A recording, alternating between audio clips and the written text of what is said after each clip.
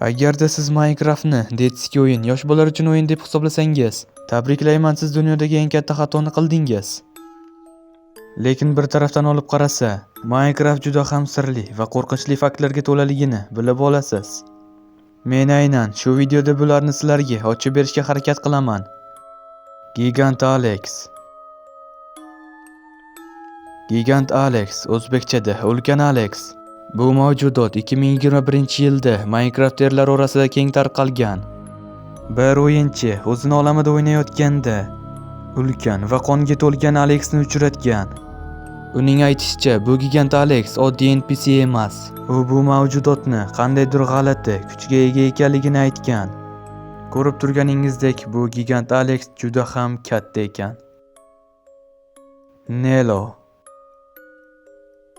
Bu narsa nima ekanligini hatto o'zim ham bilmayman, lekin bu juda eski versiyalarda paydo bo'lgan.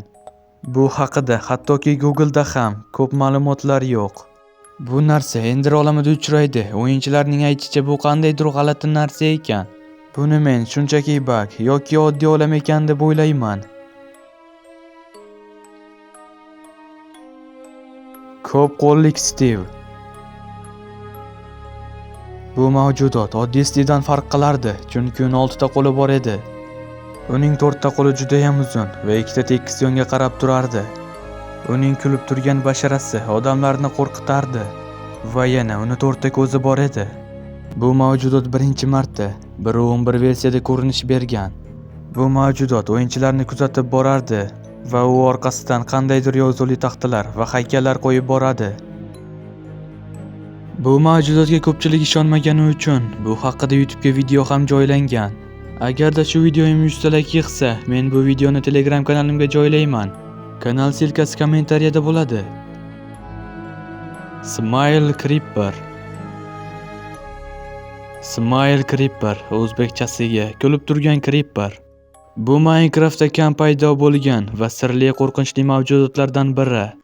Uning ko'rinishi oddiy Creeperdan farq qiladi, shu tirjaygan basharasi bilan. Ba'zilar uni oddiy glitch deb hisoblaydi, ba'zilar esa dahshatli mavjudot ekanligini ta'kidlashadi. Balkim bu vahshiyona kulish bo'lsa-chi? Bu mavjudot 2012-yilda paydo bo'lgan. Bu mavjudot boshida oddiy Creeper bo'lib ko'ringan.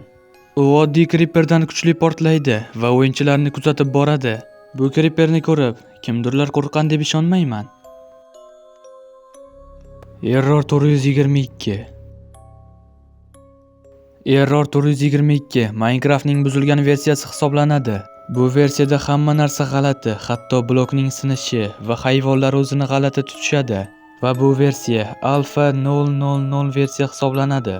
Bu versiyaning farqi shundan iboratki, ba'zi bloklar yo'qolib qoladi va bloklar joyini almashadi.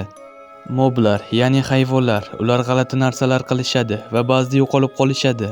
Ular hattoki ortingizdan kuzatib ham borishadi. Turli qo'rqinchli moblar paydo bo'lib, sizni qo'rqitishga harakat qilishadi. Va xuddi shunga o'xshagan turli xil bedrockli ustunlar paydo bo'lib qoladi. Bu yerda hatto o'yinchi nimalar bo'layotganini tushunmay qoldi.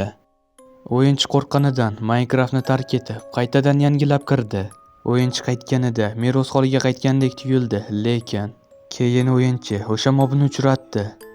O'yinchi bunga e'tibor bermay o'yinni davom ettirayotganda, yo'lidan shunga o'xshash o'lasan degan yozuvli taxtalar turardi. O'yinchi oxirigacha o'yinni yakunlamoqchi edi va o'sha maxluq yana bir bor ko'rinish berdi. Shuncha voqeaga qaramay, o'yinchi o'yinni davom ettirishni tanladi. Bu versiya haqiqatan bor yoki yo'qligini hech kim bilmaydi. Lekin bu versiyada o'ynab ko'rganlar bu rostdan ham mavjudligini ta'kidlashadi. Va o'yinchida qandaydir nosozliklar xuddiki virus kabi tarqaldi.